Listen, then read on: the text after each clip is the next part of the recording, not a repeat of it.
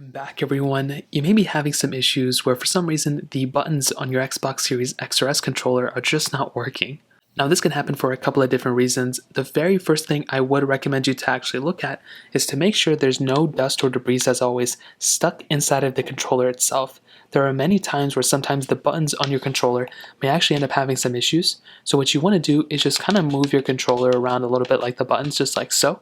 You can move your joysticks around too if you need to, or any buttons that are just having some faultiness with your specific controller, and you want to see if that ends up fixing the controller. I would say a majority of the time, simply just clicking into these buttons like this can actually end up fixing it, and that's probably all you'll have to do.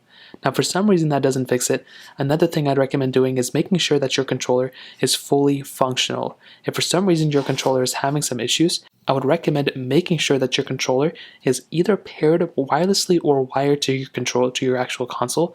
So plug in a USB Type-C charger right here, and plug in the other end to your console or your PC or whatever you have.